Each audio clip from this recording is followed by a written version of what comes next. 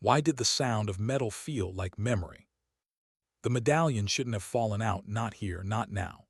Maya Chan froze as the polished coin of silver clinked against the steel of her workbench. For a moment, the armory's fluorescent light seemed to tighten, its hum louder than breath.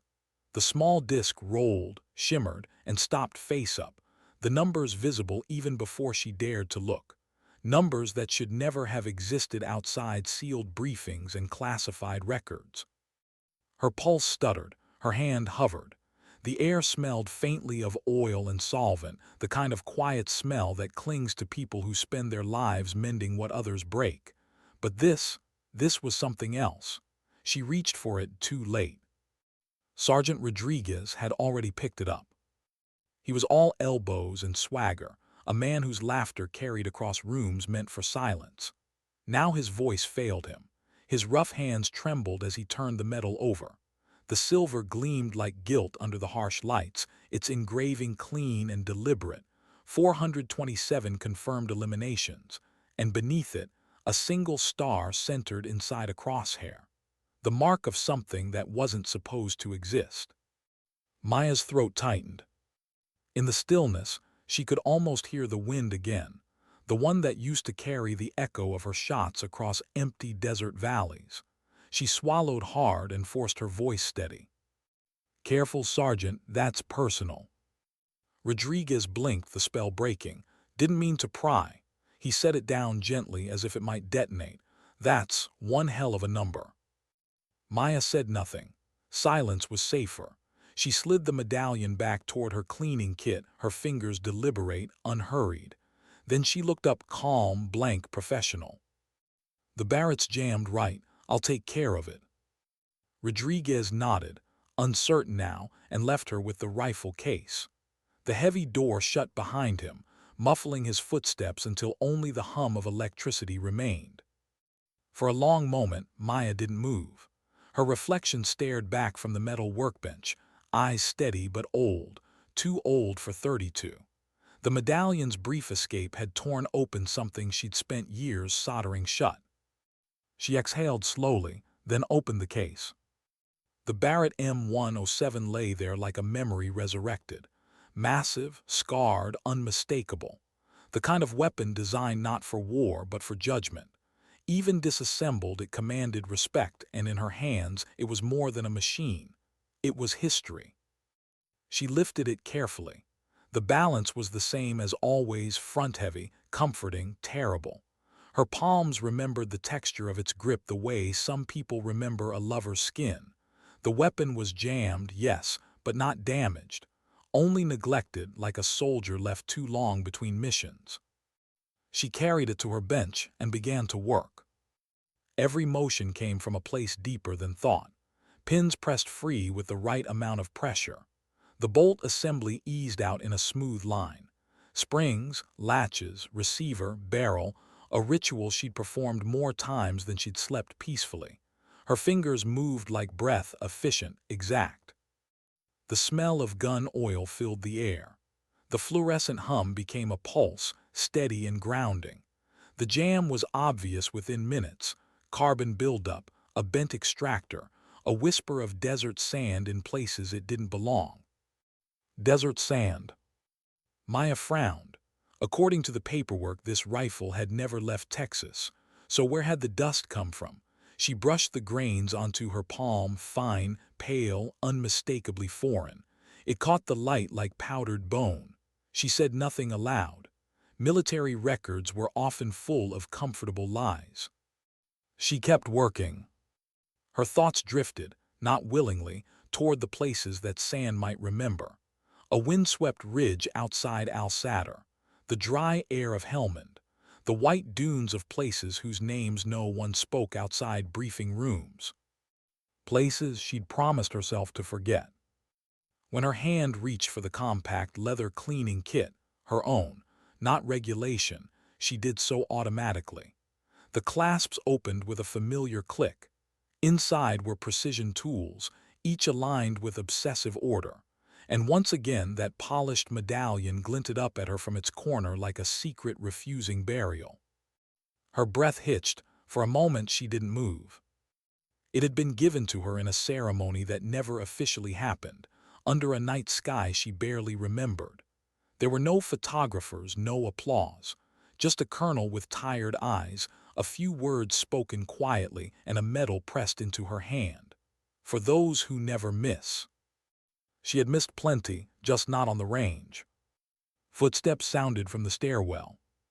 Rodriguez. Maya's body moved before her brain did.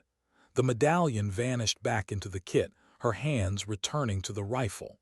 By the time he reached her station, she was tightening the receiver screws, eyes calm. "How's it looking?" he asked, trying for casual. "Just carbon buildup and sand." Sand, his brow furrowed. "Thought this thing never left base." "Records say that," she murmured, "but weapons tell their own stories." Rodriguez chuckled uncertainly. "Guess they do."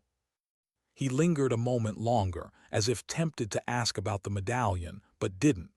Some questions in the military aren't worth the answers.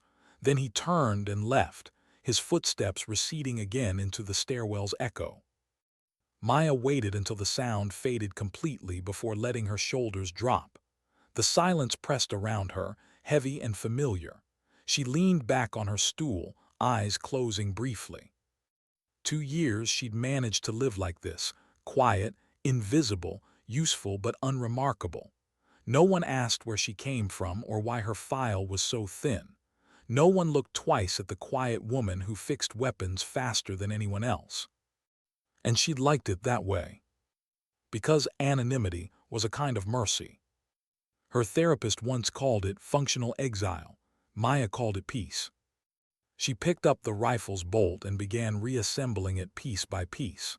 Each click, each turn of the screw, a meditation. Her mind drifted toward the same unanswerable question, the one that came every time she touched a weapon. Did saving lives ever balance taking them? The medallion had tried to answer that once. 427 confirmed eliminations. Each number a name she didn't know, a life extinguished from impossible distance. They said snipers were detached, clinical, that they saw through scopes, not hearts. But that wasn't true. The best saw everything. Every hesitation, every micro-movement, every breath before the trigger. You had to see the person to erase them. She exhaled, setting the rifle upright. "Still breathing," she whispered to the weapon. "Guess we both are." A soft voice behind her made her flinch. "You talk to your guns now." Maya turned. Staff Sergeant Rebecca Hayes stood in the doorway, clipboard in hand, expression unreadable. 18 years in uniform had carved patience into her face. "Sometimes they listen better than people," Maya replied. Hayes stepped closer, her eyes scanning the disassembled parts laid out with surgical neatness. "Rodriguez says you found sand in the Barrett." Maya nodded. "A lot of it." "Interesting," Hayes said, leaning against the bench. "Because according to logistics, this rifle, never seen a combat zone. But you already know that, don't you?" Maya felt her pulse tick once, small, controlled. "Records are often wrong." "Sure." Hayes picked up a cleaned bolt carrier, turning it under the light. "Still, the wear patterns are distinct. You don't get this kind of abrasion from range practice. You get it from heat, sustained fire, field grit." Her tone wasn't accusatory, just curious, too curious. "Maybe it was transferred from another unit before records caught up," Maya said evenly. "Maybe." Hayes set the piece down carefully. "You handle that weapon like you've done it 1,000 times. Most techs read manuals. You move like you remember." Maya's fingers tightened on her rag. "I like to learn quickly." "Sure you do." For a long moment, neither spoke. The air between them was thick with unasked questions. Hayes's gaze softened finally, like a mother deciding not to scold. "Well, whoever trained you, they did a damn good job." Then she was gone, leaving the words behind like a fuse still burning. Maya stared at the doorway long after it closed. The hum of the lights filled the space again, louder now. The Barrett sat reassembled on the bench, gleaming and whole. She ran her hand along its frame, a whisper of pride and regret twisting together inside her.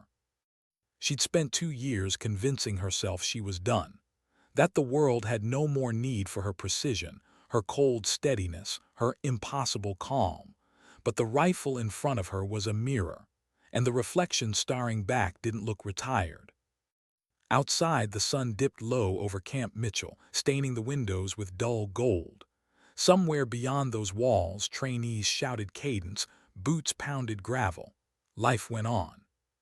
But in this small basement armory, time felt suspended. Maya reached into her kit again, fingers brushing the cool edge of the medallion. The engraved numbers pressed faintly into her skin. 427. She closed her hand. There was a time when that number meant pride. Then it meant penance. Now it was just proof that she had once been extraordinary at something no one should be extraordinary at. Her eyes lingered on the Barrett one last time. Tomorrow it would fire again, maybe not in her hands but under her watch. That was supposed to be enough. Maintenance, supervision, distance. Yet deep down, she knew distance was an illusion. The rifle always remembers who it belonged to. And somewhere in the quiet of that armory, Maya felt the past take aim again.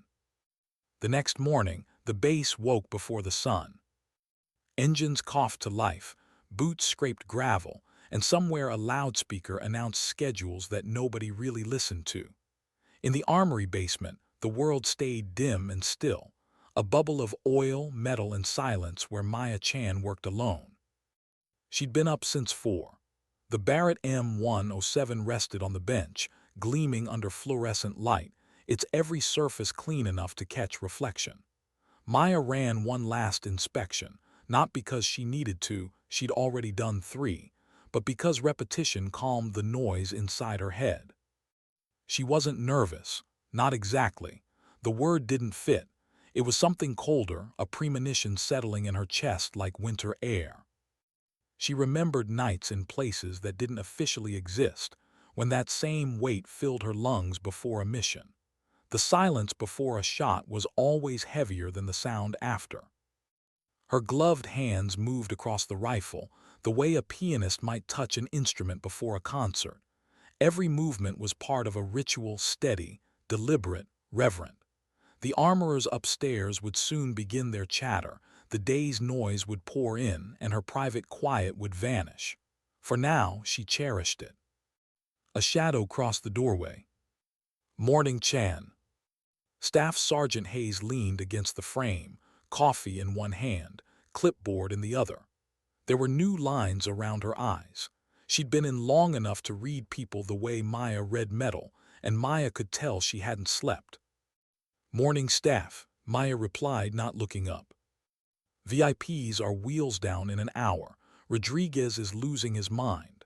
Hayes's tone was dry, but her eyes stayed fixed on the Barrett. That the rifle for today? Yes, ma'am. Looks brand new. It should. Every rifle deserves a second life. Hayes gave a short, thoughtful nod. You ever think people deserve the same? Maya hesitated, hands pausing over the bolt. Depends what they did with their first. Hayes studied her for a long second, then exhaled. You've got a poet buried under all that silence, Chan. I'll see you at the range. When she left, Maya let the smallest breath slip through her teeth. Hayes wasn't prying out of malice. She was testing boundaries, the way good leaders do, gently, persistently. But Maya had spent too long learning how to keep doors closed. Some things, once spoken, never fit back into silence. She reassembled the last pieces and checked the firing pin alignment. Perfect. The rifle's body felt alive again, metal warm from her touch, tension balanced, precision restored. At exactly 600 hours, Sergeant Rodriguez appeared, clipboard flapping, energy bouncing off the walls. Chun, you're on final checks for the M107 demo, right? Yes, Sergeant. He grinned. Good. Hayes told me to have you ready for backup, just in case our marksman can't make it. Maya froze mid-motion. Backup. Yeah, don't look so surprised. You're the best shot in the armory. She looked up sharply. That's not my role. Rodriguez shrugged. Maybe not on paper, but paperwork doesn't pull the trigger. He winked and clattered off, leaving a faint echo of laughter. Maya stared at the door long after he disappeared. Backup. The word hung in the air like a loaded chamber. She promised herself never again. Not after the last mission. Not after the medallion. But promises made to yourself are the easiest to break. Outside, the world stretched bright and merciless under the morning sun. The firing range was already alive, targets lined at measured intervals, dust rising with every footstep, brass glittering under boot heels. The visitors from headquarters milled near a shaded canopy, clipboards and cameras in hand, pretending to understand the significance of what they'd see. Maya stood behind the firing line, watching Rodriguez brief them. His voice carried, demonstrating long-range precision and stability under environmental variation. They didn't hear the translation behind his words. They never did. They saw range demonstrations, not the ghosts buried in every bullet. Hayes approached, her tone clipped and professional. "Chan, problem." Maya turned. "What kind of problem?" "Our designated shooter, down. Food poisoning, maybe bad cafeteria eggs. Either way, he's in the infirmary." Hayes's gaze was steady. "I need someone who can make this rifle sing." Silence settled. There it was, the moment she'd felt coming since the medallion hit her workbench. Hayes didn't blink. "You're qualified, aren't you?" Maya could have lied. She could have claimed inexperience, cited paperwork, deferred to chain of command. But she'd seen too many rifles fired wrong, too many weapons disrespected by shaky hands. "Yes," she said finally. Hayes nodded once, as if she'd been expecting that answer all along. "Then make us look good." Maya followed her to the firing point. Every step felt heavier than it should have. The Barrett waited on a sandbag platform, its massive form outlined by sunlight.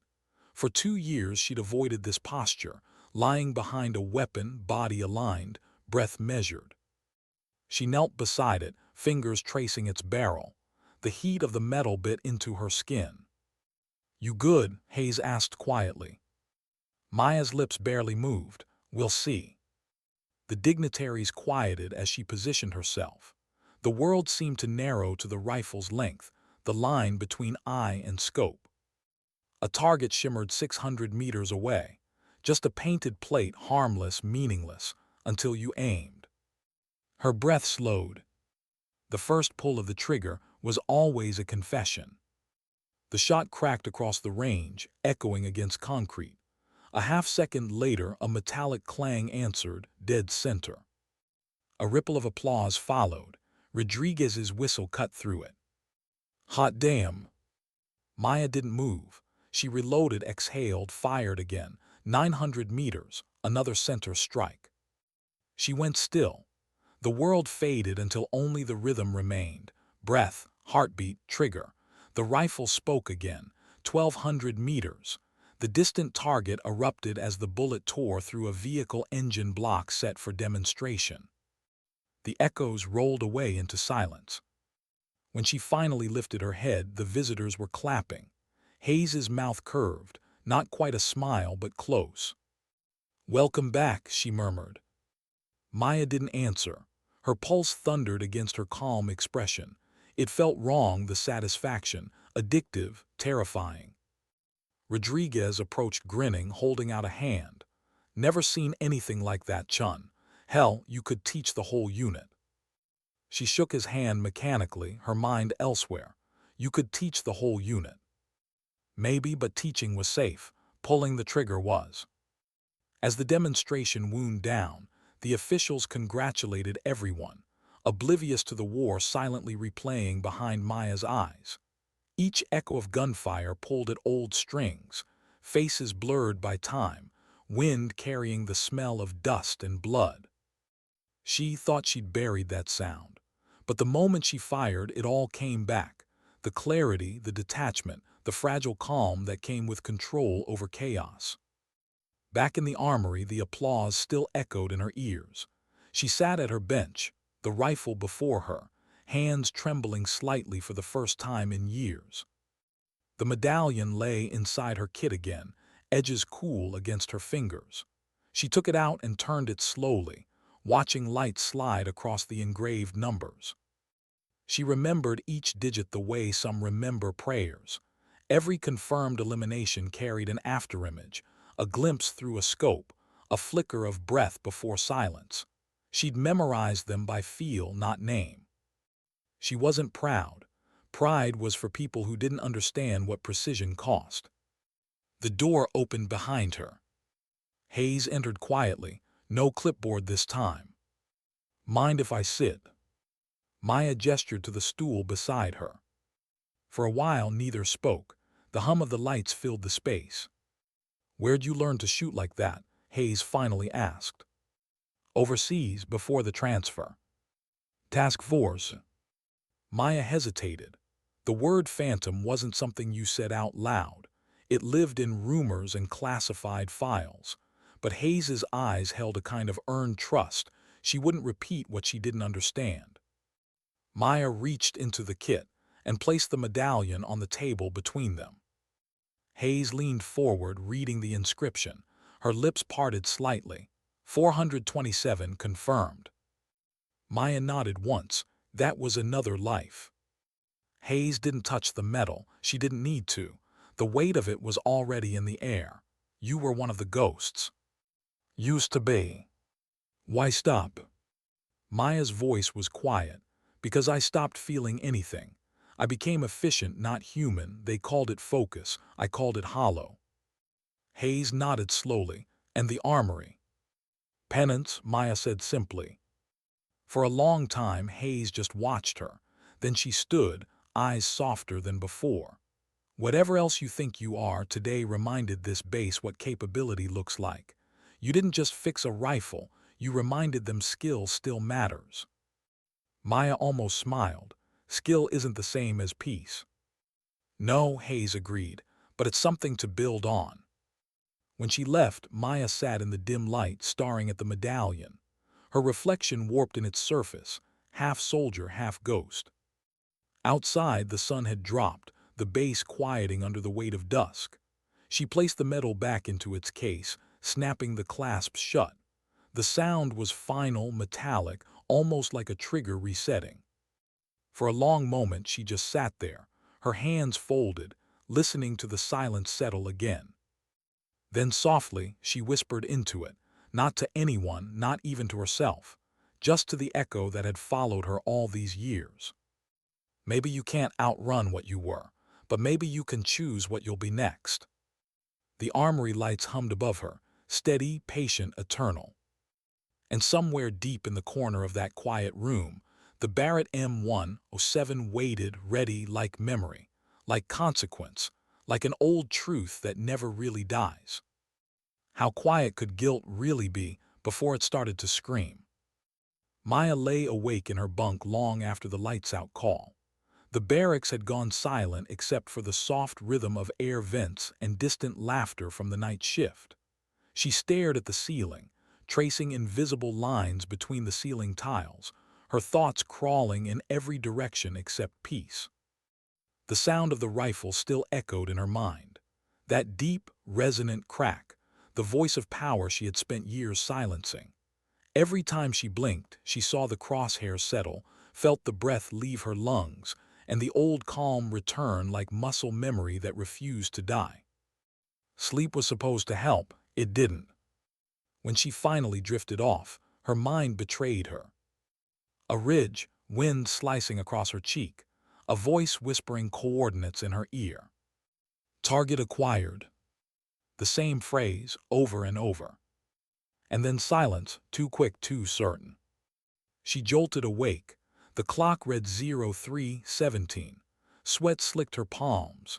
She sat up, pressed her back to the cold wall, and waited for her breathing to even out. It took a long time. She knew what it was, her body remembering what her mind wanted to forget. The sound of recoil, the heartbeat before impact, the moment of consequence stretched into eternity. And underneath it all, that one question she couldn't shake. If she was given the chance again, would she take the shot? By morning, the world looked deceptively normal. Camp Mitchell pulsed with routine, roll calls, drills, breakfast lines, the metallic chorus of discipline. Maya walked through it all unnoticed. She preferred it that way. The fewer eyes on her, the easier it was to blend back into quiet. But today, something was different. People looked twice. Nods, murmurs. A few salutes too crisp to be casual. Word traveled fast on base, and yesterday's demonstration had turned into legend overnight. Did you see her group those rounds? She hit 1,200 like it was nothing. I heard she trained Delta. Maya kept her eyes down. The words slid off her like rain, but they still soaked in. Fame was a contagion she wanted no part of. Inside the armory, she returned to her workbench, the one place where noise didn't follow. The Barrett sat disassembled again, as if waiting for her. Its cold parts glinted under the lights, mechanical and emotionless, everything she wanted to be. She began cleaning it, focusing on rhythm instead of thought. The simple repetition of motion was the closest thing she had to peace. Then a voice behind her. You ever think the universe doesn't let people like you hide forever? She turned. It was Hayes this time. It was Lieutenant Mason Reed. Younger than her, crisp uniform that polished confidence officers wear before they've seen enough to lose it. His expression was measured, curious, assessing. Sorry. He stepped closer, resting a folder on her workbench. Impressive shooting yesterday. Headquarters noticed. They want an assessment on your marksmanship file. Maya's fingers stilled. There shouldn't be a file. That's the thing, Reed said, flipping the folder open. There is, not a complete one, just pieces. He glanced up. You served overseas, correct? I maintained logistics. That's not what some people are saying. She met his eyes then, calm, direct. Rumors, sir. Reed studied her for a moment as if deciding whether to push further. Maybe. Still, the colonel wants you evaluated. Something about recruitment for precision training. Could use your experience. I'm not an instructor. You could be, he said, voice softening. You could help others learn what you clearly know. He left the folder on the bench and turned to go. Report to the range tomorrow at 800. Optional, of course. He paused at the door, but I think you'll go. When he was gone, the silence pressed in again. Maya stared at the folder without touching it. The insignia on its cover gleamed faintly under the light, a departmental stamp she recognized from years past. Her name was printed neatly across the top, Chan, M. She closed her eyes. The past wasn't knocking anymore. It had found the key. That night she went for a walk. The base perimeter fence cut a dark line under the stars. Beyond it stretched open desert, flat, endless, indifferent.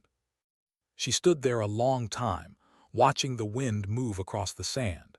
The same wind she'd learned to read like scripture. Every sniper learns to love wind. You can't see it, only feel its truth through the world around it, the drift of dust, the sway of grass, the whisper between breaths.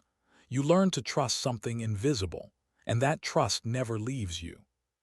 Her hands twitched slightly, as if still feeling the phantom weight of the rifle. She hated how natural it felt. A voice broke the quiet. Can't sleep either. Hayes, she emerged from the shadows, hands tucked into her jacket, hair pulled tight against the cold. Maya half smiled, guess not. They stood side by side, both staring at the horizon. The silence between them wasn't uncomfortable. It was something like understanding. Hayes spoke first. Reed came by my office. He's impressed. Wants you for a training program. I'm aware. You going to do it? Maya took a slow breath. I don't know. Teaching means revisiting everything I tried to bury. Hayes nodded. Maybe it also means turning it into something useful. Maya's eyes stayed on the horizon. You ever feel like the best parts of you came from the worst things you've done?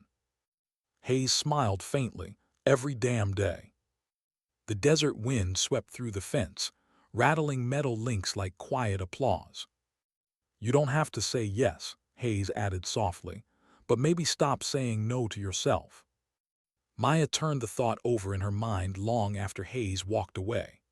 The stars were brutally clear that night, thousands of silent witnesses staring down at a woman who'd spent too long running from her own reflection. Morning brought heat. The range shimmered with sunlight, dust curling in the air. Maya stood alone at the edge of the shooting line, folder in hand. She hadn't told anyone she was coming. The instructor on duty looked surprised when he saw her. "Sergeant Chan, didn't expect you here." She nodded, setting down her bag. "Neither did I." He grinned. "Command wants an assessment. Targets are set from 6 to 1200, no pressure." She assembled the rifle in silence, the motion's muscle memory now, each click and snap syncing with her heartbeat. When she laid behind it, cheek against stock, she exhaled slowly. It was like stepping into an old skin, familiar, terrible. She squeezed the trigger once. The shot cracked through the morning, dead center. Another, then another. Each round struck perfectly, rhythm steady, calm, absolute. The instructor watched, arms crossed, disbelief on his face. "Jesus, Chan, that's world-class precision." She said nothing. Her expression never changed. Inside, though, a storm was rising, the old one. The one made of adrenaline, focus, and guilt tangled together so tightly they were indistinguishable. When the last target fell, she set the rifle down gently. Her fingers lingered on it a moment longer than they should have. "Assessment complete," she murmured. The instructor blinked. "I'll say, you just set a base record." She gave a small, tired smile. "Records don't mean much if you're the only one who remembers what they cost." That evening, a message waited for her on the barracks console. "Command review meeting, 900. Maya stared at it for a long moment, then powered the screen off. Her reflection lingered on the black glass, steady eyes, no expression, but something restless underneath. She reached into her locker, took out the medallion, and turned it over in her hand. The silver caught the light, throwing small reflections on the walls. 427 confirmed eliminations. But none of them were the ghosts that haunted her most. It wasn't the enemies she remembered. It was the pauses, the moments after each shot when silence returned, and she realized the world kept spinning, indifferent to what she'd just done. That was the cruelest truth of war. The world doesn't stop for your redemption. She placed the medallion down gently, as if setting an old wound to rest. For the first time in years, she didn't feel anger or regret, just awareness. The kind that hurt less but cut deeper. Maybe Hayes was right. Maybe it was time to stop running, not to return to what she was, but to teach others how not to become what she'd been. Later that night, she found herself back in the armory, sitting at her bench, the Barrett resting beside her like an old companion. Her fingers brushed its surface lightly. "You and I," she whispered, "we did our jobs. Maybe now we find another one." Outside, thunder rolled somewhere far off, the promise of a storm drifting closer. She sat in the dim hum of the lights, feeling the air shift, the base settling into sleep. And as the first drops of rain began tapping against the windows, Maya felt something inside her unclench. Not peace, not yet, but the beginning of forgiveness. The rain didn't stop until morning. By then, the base smelled of wet concrete and gun oil, the air heavy and metallic. Maya sat alone in the mess hall, coffee cooling between her hands, watching drops snake down the window glass like tiny retreating soldiers. She'd been up since before dawn, her uniform still damp from the walk over. She wasn't waiting for anyone, or maybe she was for the part of herself she kept trying to leave behind. Every sip tasted bitter, maybe because it was burned, or maybe because the quiet gave her too much space to think. The message from command still waited in her inbox, blinking like an unanswered question. 900 hours. Conference Room B. She'd almost deleted it twice, then she'd stopped herself. The problem with running is that the finish line always moves.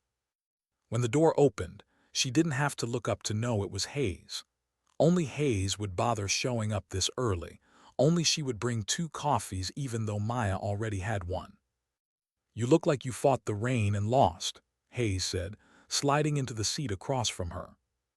"Guess I needed a reminder what cold feels like," Maya murmured. Hayes nodded, studying her for a moment. "You heading to the meeting?"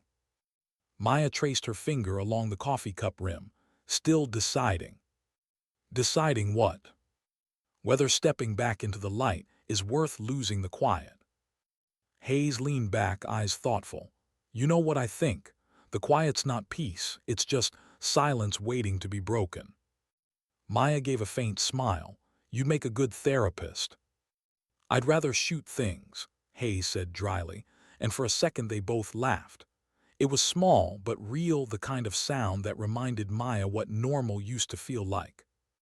When the clock on the wall ticked to 08:45, she stood, leaving both coffees behind. "I guess it's time to stop hiding." Hayes watched her go, pride and worry crossing her face in equal measure. The conference room was colder than it needed to be. The air conditioning hummed with bureaucratic efficiency, papers stacked neatly on a metal table that looked too clean to be friendly. 3 officers sat waiting.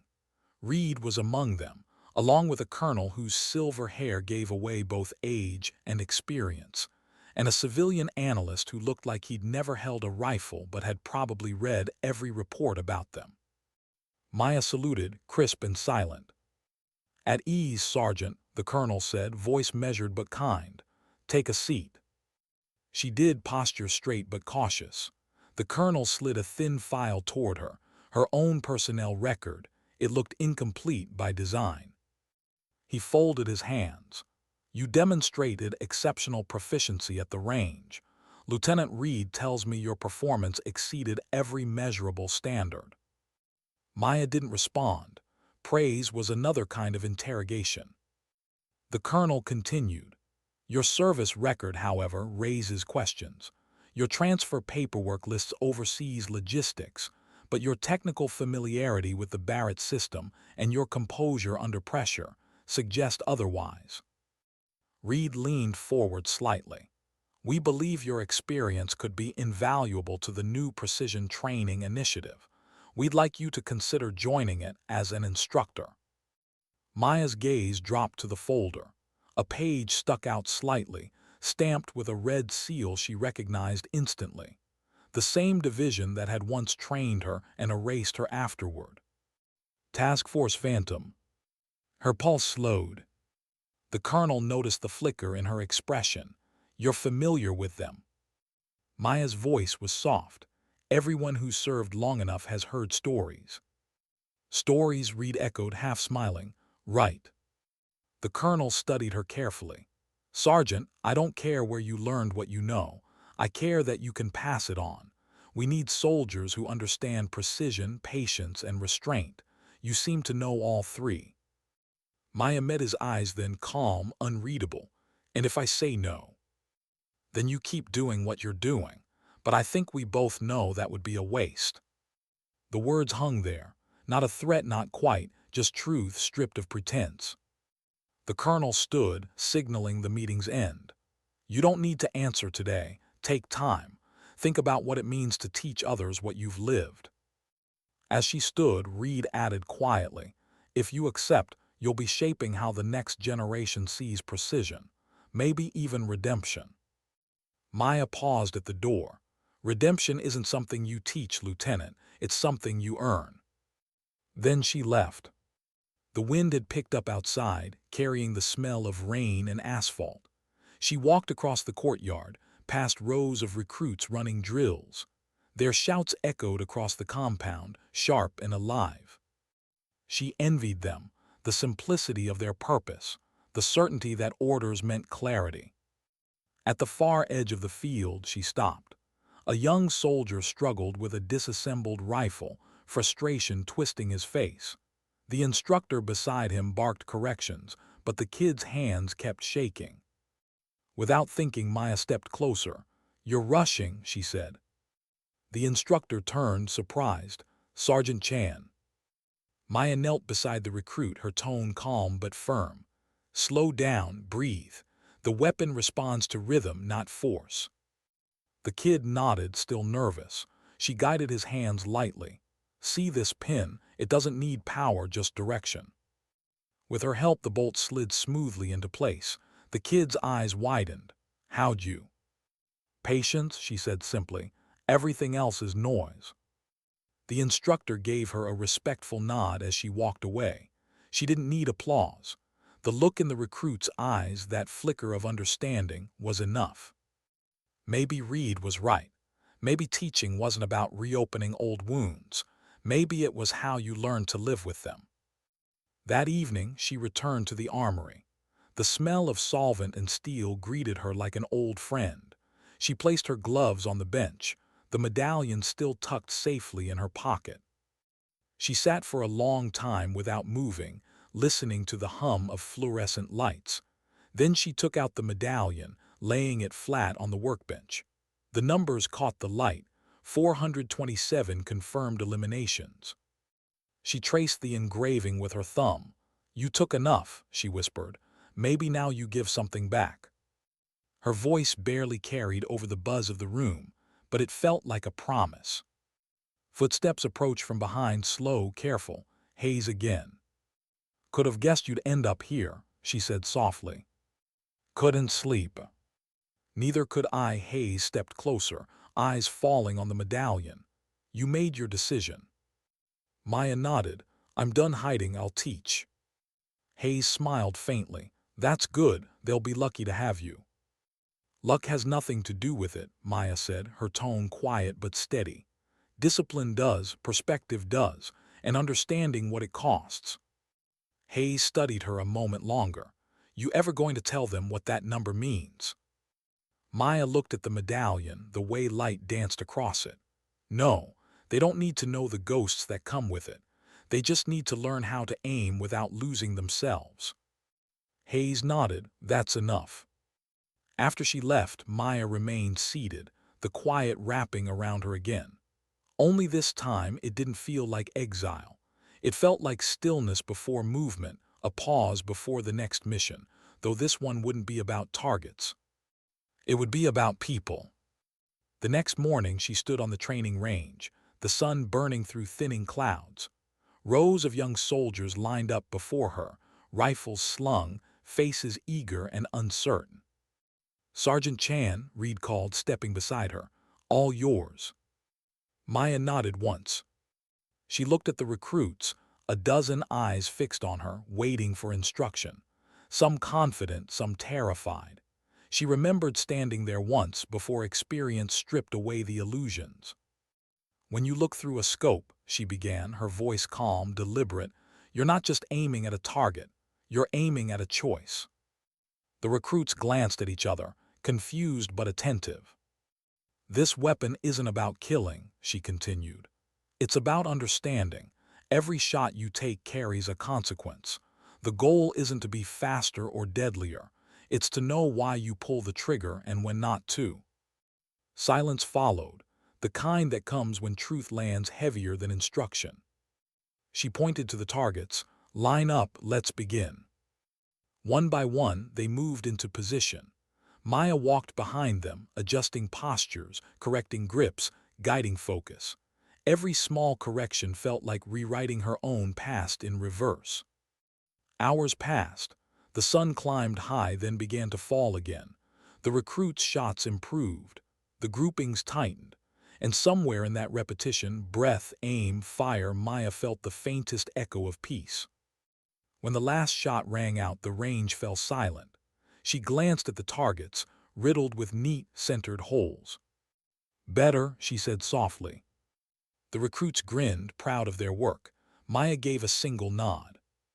As they packed up, she looked out across the long stretch of sand and remembered all the places she'd once stared down her scope, and the lives those distances had changed. This time she wasn't taking lives. She was shaping them. And maybe, she thought, that was its own kind of redemption. The wind shifted again, carrying the faint scent of cordite and dust. The sky burned orange as the sun dipped toward the horizon. Maya stood alone at the edge of the range, her shadow long against the ground. In her hand, the medallion caught the fading light one last time. It didn't feel like a burden anymore. It felt like a story. And some stories don't end. They just learn to breathe differently. Sometimes redemption doesn't come with fanfare. It just shows up quietly, like dawn through a dirty window. 2 weeks passed. The training program had become her new rhythm. Dawn briefings, range drills, debriefs that blurred into silence. The recruits began to change under her instruction, slower to rush, quicker to think. They learned not just to shoot, but to understand the weight of each trigger pull. And for the first time in years, Maya felt useful. Not heroic, not forgiven, just useful. That was enough, or so she thought. It started small, whispers in the corridors, the kind that never reached her ears directly but always found a way to echo back, the kind that carried her old name, Phantom. At first, she ignored them. Military gossip was as inevitable as dust, but it wasn't just gossip this time. She began noticing details. Her mail rerouted, old clearances suddenly reactivated. A digital access badge that used to be inactive blinked green again one morning instead of red. Someone somewhere had started digging. And when people dig deep enough, they always find what you buried. One evening, after dismissing the last group of recruits, she returned to the armory to find Hayes waiting. Her expression said more than words. "They're asking questions, aren't they?" Maya said quietly. Hayes nodded. "Command been reviewing records. There's chatter about reactivation requests from somewhere higher up, and not local." Maya sighed, setting down her gloves. "They don't understand. I'm not that person anymore." "Maybe that's exactly why they want you," Hayes said. "People like you don't disappear. They just wait for orders."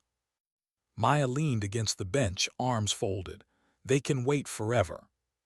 Hayes hesitated. What if it's not about asking? What if it's about telling? That hit harder than either of them wanted to admit. "Do you trust me?" Hayes asked softly. "With everything," Maya said, and she meant it.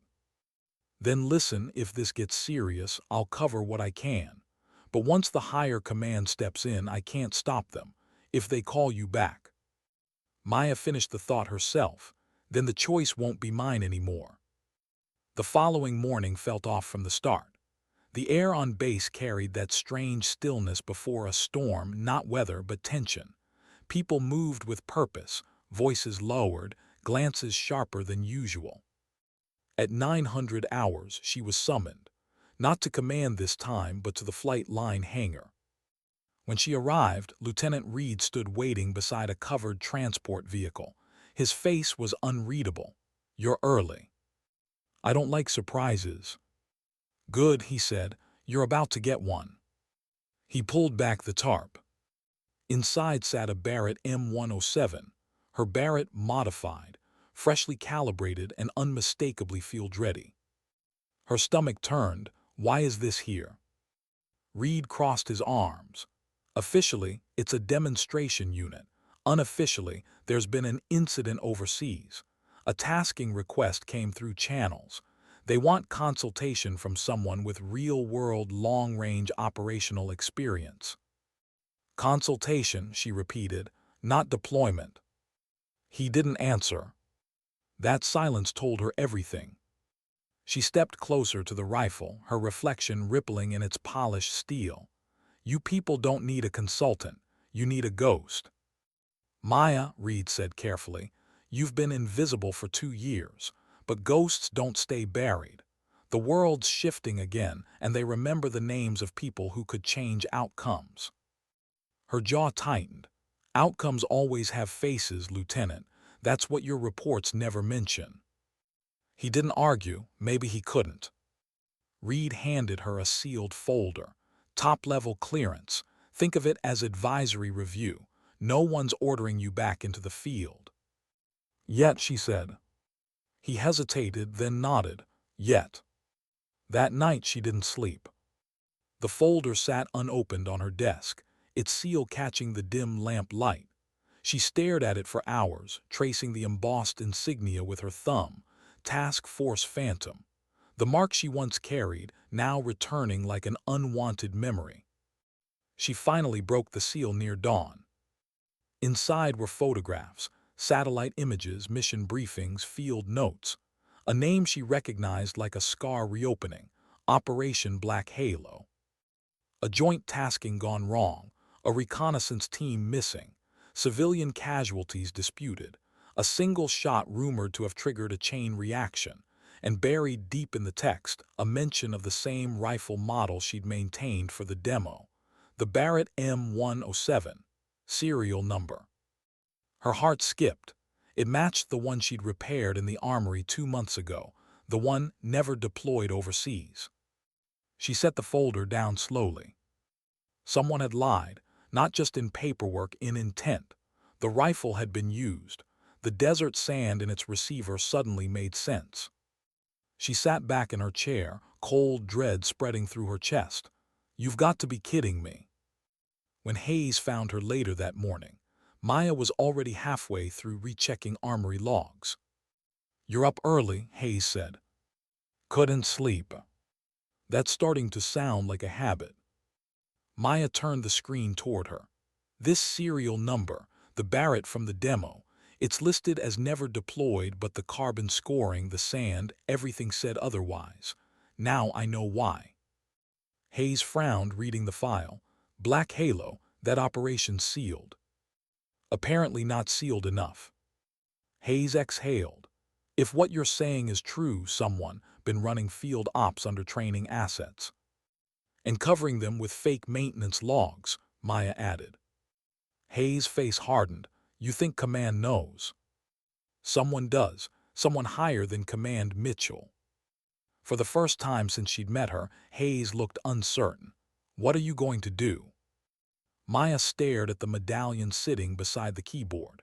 The engraved crosshair glinted like an accusation. What I was trained to do, find the truth before they decide I'm part of it. The investigation was quiet at first. Maya combed through archived maintenance logs, requisition records, and weapon distribution lists. The inconsistencies multiplied like cracks in glass. Rifles checked out but never returned. Ammunition logged as range waste despite no training sessions on those dates. Transport requests signed by non-existent personnel. Whoever was behind it wasn't sloppy. They were confident, maybe too confident. After 3 nights of digging, she found it. A digital trace buried deep in a routing file. A hidden transfer order with her old service ID listed under approval. They'd used her name. Her blood ran cold. Hayes read over her shoulder, jaw tightening. They're framing you. Maya nodded slowly. Not yet, but they're setting up the story. Hayes looked at her, voice low. You realize if you push this, you're making yourself a target. I've been a target my whole life, Maya said softly. Difference is, now I get to choose what I'm aiming at. 2 days later, the first confrontation came. Reed cornered her in the operations hallway, his tone deceptively calm. You've been accessing classified files outside your authorization window. Maya met his gaze. Authorization tied to my name, remember. Someone already used it. His jaw clenched. You shouldn't have gone looking. And you shouldn't have lied. He stepped closer, voice dropping. You have no idea what you're walking into. She didn't flinch. You're right, but I know what I'm walking away from. For a heartbeat, the air between them was heavy enough to break. Then he turned and walked away, leaving only the faint echo of boots and the certainty that things had shifted beyond repair. That night, Maya sat in the armory again, staring at the Barrett. Her reflection wavered across its frame, sharp edges softened by fatigue. Every soldier learns that loyalty has layers, the ones written in ink, and the ones written in conscience. She had lived by both, but now they were at war with each other. Hayes entered quietly, setting down 2 mugs. "You're running on fumes," she said. "I've run on less." Hayes hesitated, then asked, "If they come for you, what will you do?" Maya's answer came without hesitation. "I'll tell the truth, even if no one believes it." Hayes smiled faintly. "You always were terrible at politics. Good thing I'm not running for office." They sat in silence, the hum of the armory wrapping around them like an old song. Then Hayes said quietly, "Whatever happens next, I've got your 6." Maya met her eyes. "That's one thing they can't fake in paperwork." Hayes nodded. "No, they can't." Outside, the rain began again, steady and cold. The storm was coming, not the kind that passed, the kind that changed everything. Maya stood, walking to the window. The reflection staring back at her wasn't the ghost of a sniper anymore. It was something different. Something awake. The medallion lay beside the Barrett, both glinting under the flickering lights, symbols of 2 lives colliding again. And in that silence, she understood something she hadn't in years. You can't choose what the world remembers about you, but you can choose what you stand for when it does. The rain didn't stop the next day. It only got colder. Camp Mitchell felt different now. The chatter in corridors dimmed when Maya passed. Conversations ended mid-sentence. Files she used to access without trouble were now marked restricted. Even the guards at the gates seemed to watch longer than necessary when she walked by. That was how the system punished suspicion, not openly but with silence. She knew the pattern. She'd seen it happen to others once. First came the whispers, then the paperwork, then the disappearance. And now it was her turn in the Crosshairs. She returned to the armory before dawn, when the halls were still dark. Her hands moved automatically, checking equipment that no longer needed checking. Routine was the only thing that felt solid anymore. The Barrett sat on the bench, perfectly maintained, her shadow, her confession, her truth. The medallion lay beside it. The engraved number stared back at her like an old accusation. 427 confirmed eliminations. She whispered to it, barely audible. "I didn't survive all that just to die behind a desk." By 800 hours she was summoned again, this time not to command, not to read. To Security Division. 2 men waited inside the gray-walled office. No names on their uniforms, no insignias, just clipped voices and unreadable faces. "Sergeant Chan," one of them said, "sit down." She did calmly.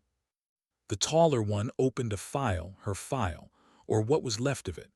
"You've been accessing classified logs related to Operation Black Halo. I was verifying inconsistencies in maintenance records. Without clearance." "My clearance was restored," she said evenly, "not by me." That made them glance at each other just briefly, but enough. They hadn't expected her to know. "Who gave you the clearance?" the shorter one asked. "I was hoping you could tell me," Maya said. The taller man closed the file. "Sergeant, we're not here to play games. A rifle you serviced was used in an unauthorized operation resulting in civilian casualties. That makes you a potential person of interest." Maya's pulse didn't change, or a scapegoat. He leaned forward. "You're not helping yourself." "I'm not here to help myself," she said softly.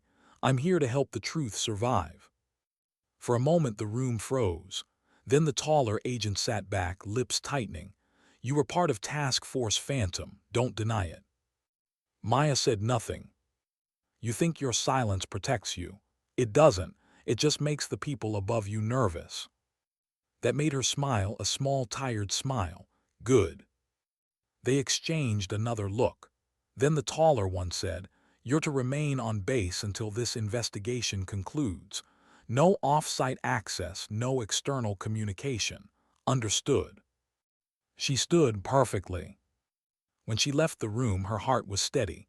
The fear she'd expected wasn't there, only resolve. Because now she knew what game they were playing, and she'd spent half her life mastering it.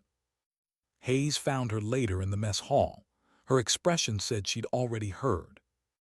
"They're watching you," she said quietly, sliding into the seat across from Maya. "They've always been watching," Maya replied. "This is different. They're building a case. They're going to make you the fall for that rifle." Maya stirred her coffee, eyes distant. "Then we get there first." Hayes frowned, meaning I stop reacting and start hunting. Hayes studied her a long moment. "You're serious?" Maya looked up, her gaze sharp. "They forged my name into a war crime. That's not just paperwork, that's desecration." A pause. Hayes exhaled slowly. "All right, I'm in." "You don't have to be," Maya said. "Don't tell me what I have to be. You've covered me enough times, my turn." Maya nodded once, gratitude disguised as acceptance. "Then we start with the logs. Every requisition order from the last 6 months. The pattern's there, we just have to follow it." Hayes leaned in. "And when we find it, then we make sure the truth can't be buried again." The following nights became a blur of low light and quiet keys. They worked in shifts, Maya tracing data through encrypted archives, Hayes cross-referencing transfer codes and personnel manifests. It was slow, grueling work, but piece by piece, the picture began to emerge. A shadow operation, unregistered, off-grid, feeding off resources from legitimate units.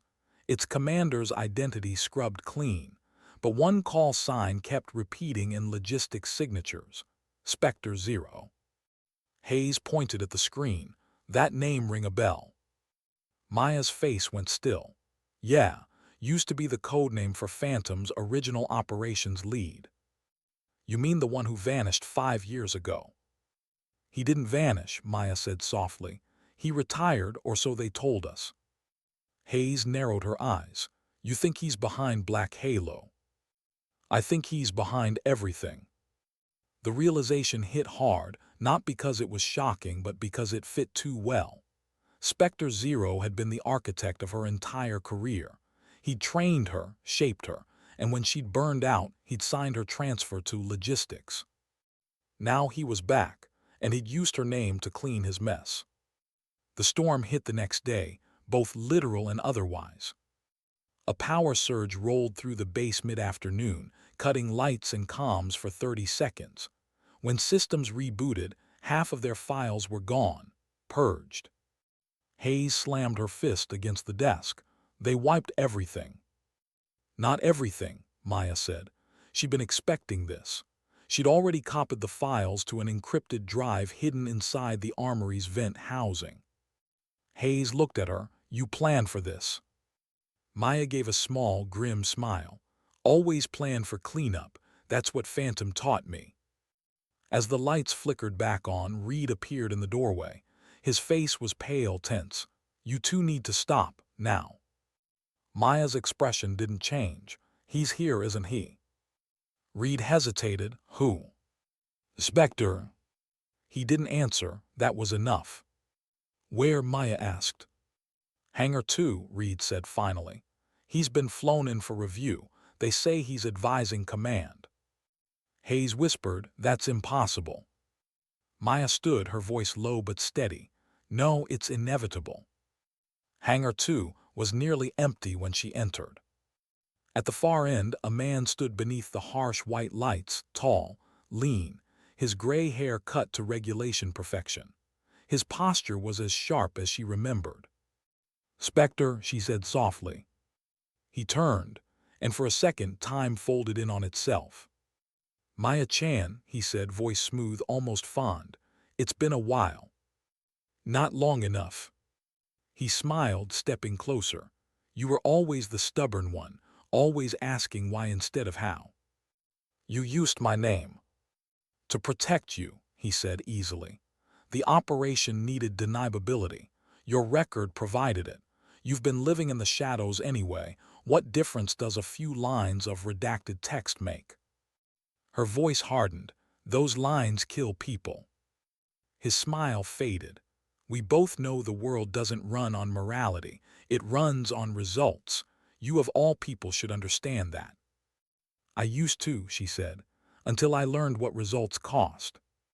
He studied her, the faintest trace of pity in his eyes. You sound like someone who's forgotten what survival looks like. No, Maya said, stepping closer. I remember exactly what it looks like. I just stopped mistaking it for living. The air between them felt electric. Years of obedience, betrayal, and buried guilt condensed into a single heartbeat.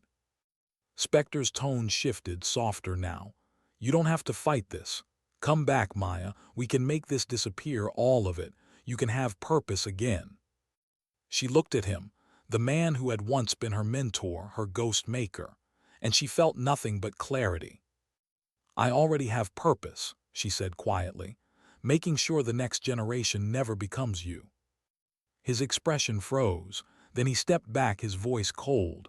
That's unfortunate. He turned, signaling to someone unseen. 2 soldiers entered the hangar, weapons ready. Maya didn't move. You always did underestimate the people who learned from you. What do you mean? From behind, the sound of boots, Hayes leading 2 security officers. Reed followed, his sidearm drawn. Spectre 0, Hayes said sharply. You're under arrest for falsifying military records and unauthorized field operations resulting in civilian casualties. Spectre laughed once, low, bitter. You think this changes anything? Maya's voice cut through the air like glass. It already did. He was escorted out in silence. Hours later, the base was quiet again. The storm had passed, leaving puddles that reflected the dim light of hangar lamps. Maya stood alone by the railing outside, hands in her pockets, watching the rain drip from the eaves. Hayes approached softly beside her. You okay? Maya nodded slowly, tired but yeah. Command's reviewing everything. You cleared your name. Maya smiled faintly.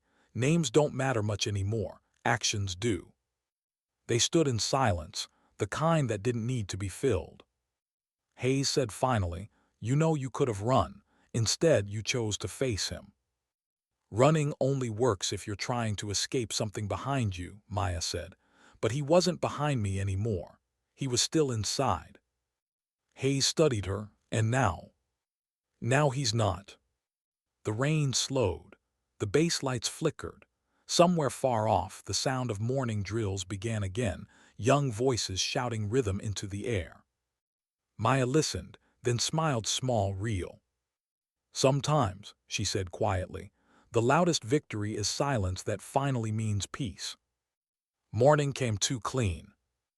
After months of gray rain, the sky turned a washed-out blue that felt almost artificial, as if the world was trying too hard to look innocent again. The hangars steamed in the sun, puddles shrinking to silver stains. For the first time in weeks, Camp Mitchell smelled like dust instead of tension. Maya stood at the range fence with a mug of coffee gone cold, watching recruits run laps. The cadence of their boots struck the air in rhythm, steady, alive, unaware of the storm that had almost swallowed their base whole. Hayes joined her, the usual clipboard missing from her hands. Command signed the preliminary report, Spectre's being transferred to federal custody. Maya didn't turn. He'll talk his way into a consultant seat somewhere. People like him always do. Maybe, but not here. The words hung there, soft but final. Hayes glanced sideways. They're offering you reinstatement, full clearance, pay grade restoration, even hinted at promotion. Maya almost laughed, promoting ghosts now. You earned it. I'm done earning things that cost pieces of me. She set the mug on the fence post. I just want to keep the kids shooting straight. Hayes smiled faintly. So that's it, back to teaching. That's it. They stood quietly, watching a young marksman struggle to align his sight picture. Maya called out, don't force the breath, let it leave you. The recruit adjusted, fired. The metallic ping rang true. Hayes shook her head, still got it. Maya's lips curved. Still need it. Command's investigation dragged on for another month. Interrogations, depositions, endless reports typed by people who'd never fired a rifle in wind or waited for dawn inside foreign ruins. Maya answered every question, calm, factual, unflinching.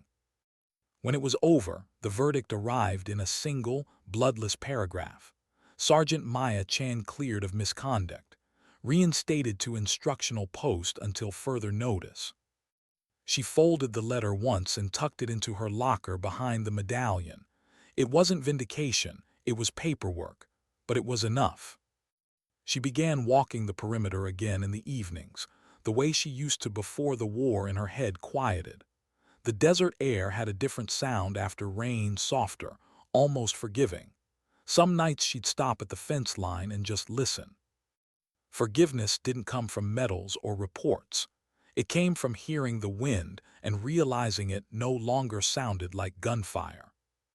One afternoon, a black government sedan appeared at the gate. No markings, just tinted windows. Reed was waiting when she returned from the range, tension written across his face. "They sent someone from D.C., he said. "Internal affairs. They want to debrief you privately." Maya sighed. "It never ends, does it?" He shook his head. Different tone this time, more curious than accusatory. Inside the office, a woman in a civilian suit stood by the window, back straight, eyes bright. "Sergeant Chan," she said, extending a hand. "Director Ellen Voss, thank you for meeting with me." Her handshake was firm, not political, not timid, professional. Voss gestured to a chair. "I've read everything about Task Force Phantom, what little there is. I need a perspective that isn't written by survivors or ghosts." Maya sat. "That's all we ever were, survivors and ghosts." Voss studied her. "I'm assembling a civilian oversight team for precision operations, real accountability. We need advisors who understand the ethics as much as the tactics. I want you on it." Maya blinked. "You want the soldier you just investigated to help you police soldiers?" "Yes," Voss said simply, "because you're one of the few who knows what happens when no one's watching." The offer hung between them like an open door. Maya thought of the recruits, of Hayes, of quiet mornings with coffee, and the sound of rifles snapping like thunder far downrange. "I'll think about it," she said finally. Voss nodded. "That's all I ask." When the woman left, Reed lingered. "You should take it," he said. "I might," Maya answered, "but not for them, for the people who'll never get mentioned in any report." That night the barracks felt empty. Most of her trainees were off base for weekend leave. She sat alone at her desk, lamp throwing a soft circle of gold across the wall. The medallion lay there again, its engraving catching the light, 427 confirmed eliminations. She turned it over, tracing the small scratches that years of cleaning hadn't erased. She remembered the ceremony that never happened, the colonel's low voice, the quiet handshake, the words, "You made history." Back then she believed him. Now she knew better. History wasn't what you made, it was what you survived long enough to tell. She closed her fingers around the metal until its edges bit into her palm. Hayes knocked lightly on the doorframe. "You good?" Maya nodded, "Mostly." Hayes leaned against the wall. "I heard about the offer." "Of course you did. You thinking about taking it?" Maya hesitated. "It'd mean leaving the range." "You could still teach," Hayes said. "Different classroom." Maya smiled. "Different ghosts." Hayes shrugged.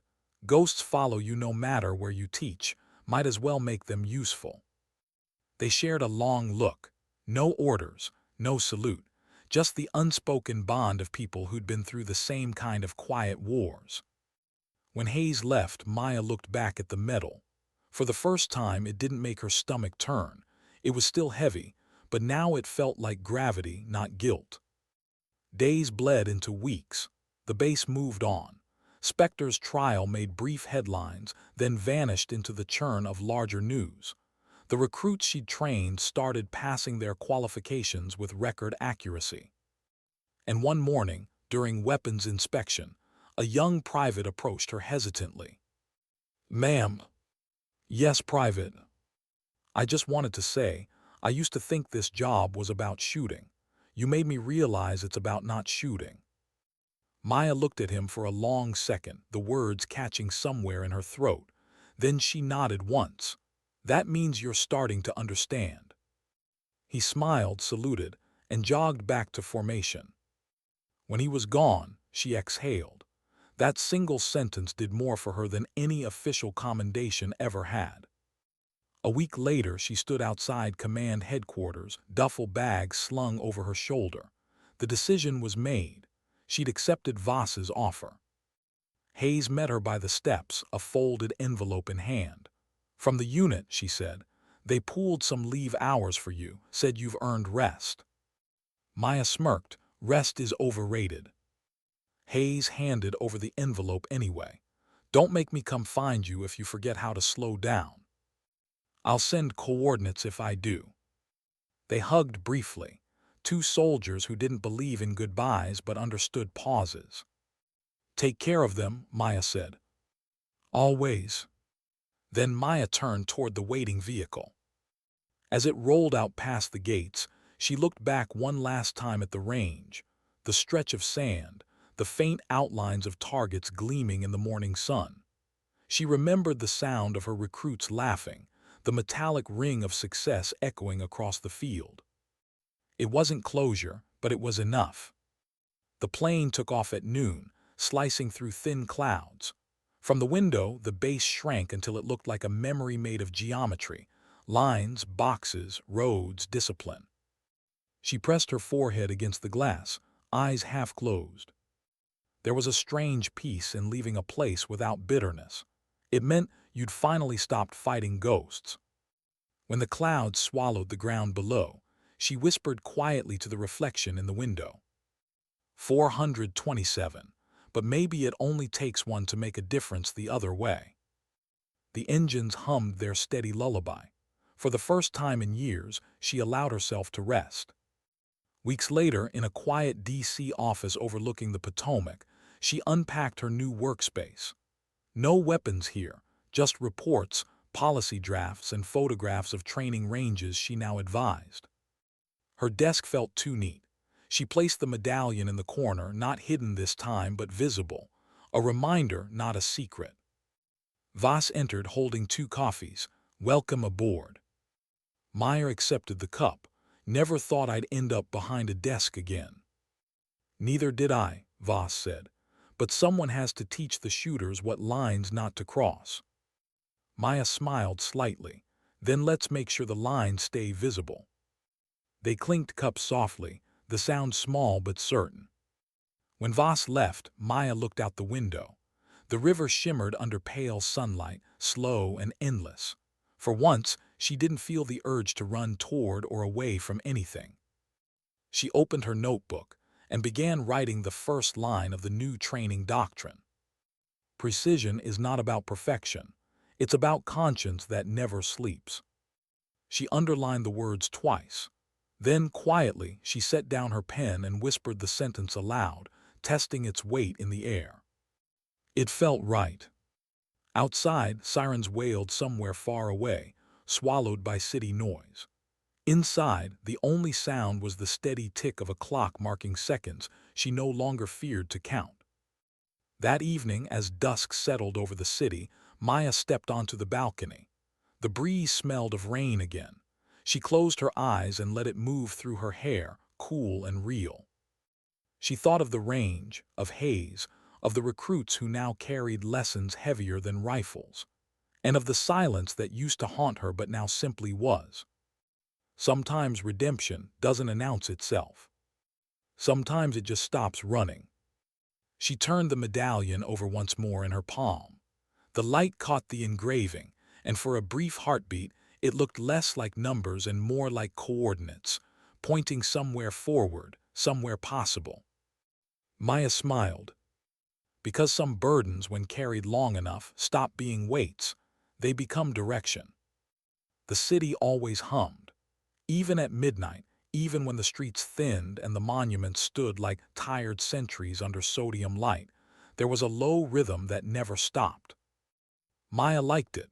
The noise meant life kept going, messy, ordinary, unclassified. She traded wind and sand for concrete and rain, and sometimes when the sound of distant sirens echoed just right, it reminded her of the range wind carrying a bullet, whisper. She'd been in Washington for 6 months. Her office light burned later than most.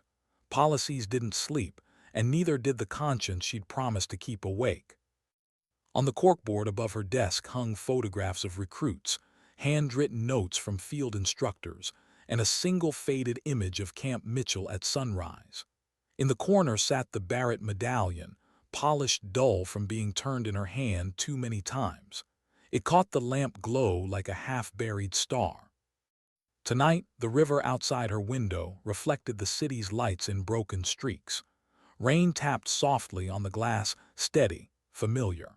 She poured coffee that she wouldn't finish and began reviewing the latest field proposals.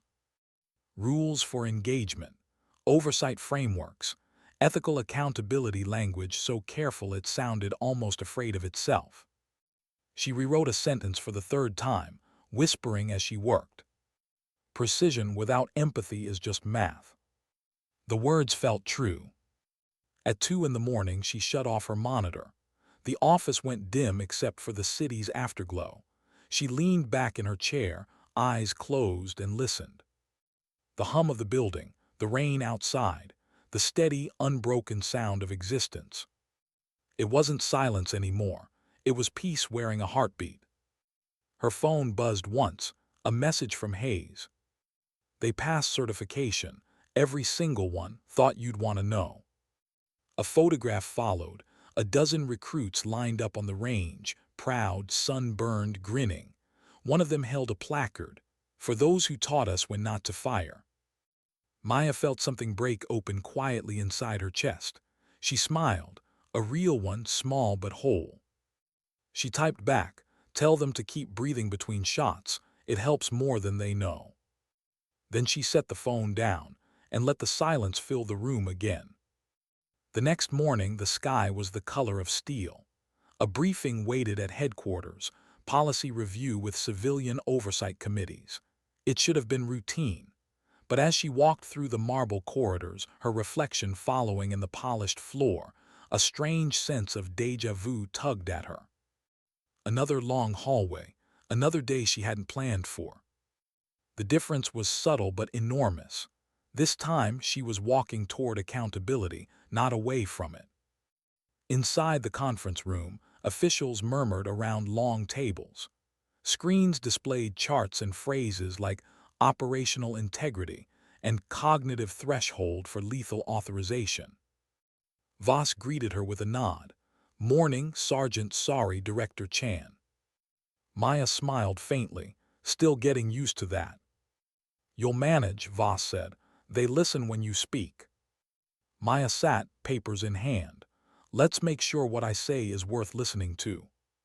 When the meeting began, she spoke only once, but the room went still. "You can regulate weapons and you can train soldiers, but if you don't teach them to question the silence after the shot, you're just building better ghosts."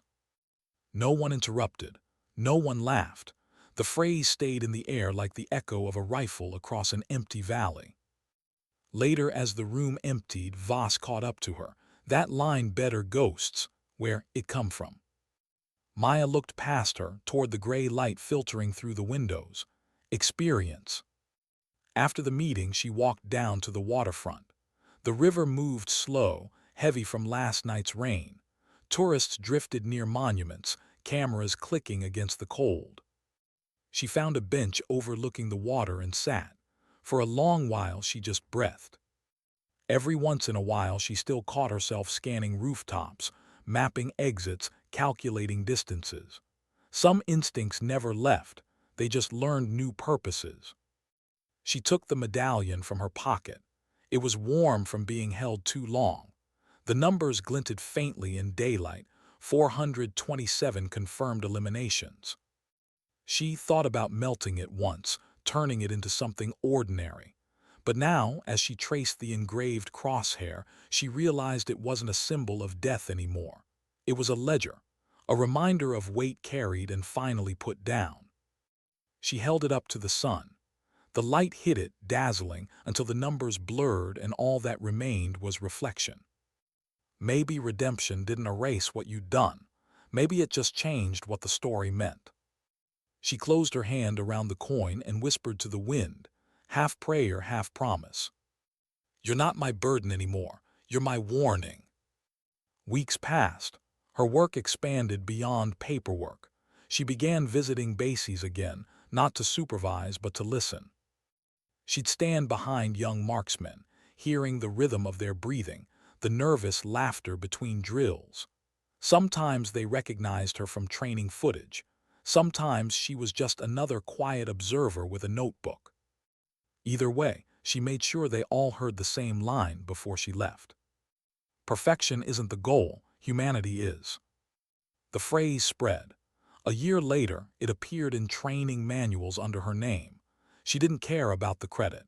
She cared that someone might read it and pause before mistaking precision for purpose. One evening, she returned to Camp Mitchell for a scheduled review. The desert air hit her the moment she stepped off the transport, dry, familiar, carrying the scent of dust and oil. Nothing looked the same.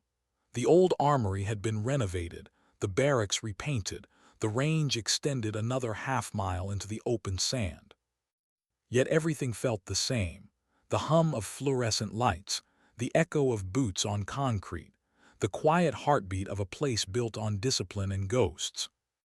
Hayes was waiting by the hangar, older, smile softer. "Didn't think you'd actually come back." Maya grinned. "You know I hate unfinished work." They walked the range together, the sun sinking low, turning the targets gold. Recruits lined up for evening drills, rifles gleaming. Hayes watched them with pride. "You did this," she said. "You changed how they think." Maya shook her head. "We did, you kept it alive." Hayes chuckled. "Still can't take a compliment." "Still can't aim straight," Maya shot back. And for a moment they both laughed, the kind of laugh that tasted like freedom. When the final shot echoed across the desert, Maya felt something deep inside her settle. She once lived for that sound. Now it was just another note in the symphony of living. After sunset, she wandered back to the old armory. They turned it into a maintenance classroom. Her old workbench was still there, its surface scarred from years of use.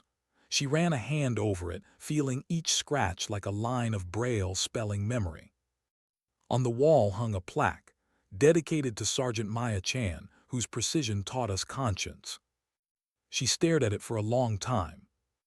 Not pride, not regret, just quiet recognition that stories once whispered sometimes find their way into daylight.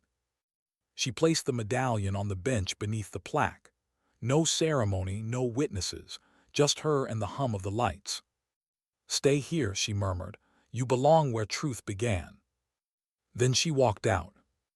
Later she stood at the perimeter fence, the same one where she'd once faced Hayes under the stars. The night wind carried the scent of sand and rain. In the distance, the faint glow of target lights blinked like constellations. She closed her eyes. For the first time there were no echoes, no ghosts, only memories that didn't hurt to remember. She thought of the faces behind those 427 shots, not as victims or enemies, but as lessons. Each one had forced her to understand a piece of herself. Each one had pointed her toward this moment of stillness. The wind picked up, rustling her hair. Somewhere out there a coyote howled, long, low, solitary. She whispered to it like an old friend, voice steady and soft. "It's over." The sound faded into the dark. Back in D.C. months later, she woke before dawn as she always did. Old habits. She brewed coffee, opened the balcony doors, and watched the first light touch the rooftops. No nightmares now, no half-remembered missions, only the quiet certainty that she'd done what she could with what she'd been given. She picked up her notebook, and wrote a single line across the first blank page. Sometimes dignity doesn't speak, it simply acts. She underlined it once, closed the book, and set it beside the window where sunlight could find it. Then she leaned against the railing, eyes half closed, letting the warmth touch her face. The city hummed below, alive and imperfect. The river kept moving as rivers always do, forward, patient, indifferent.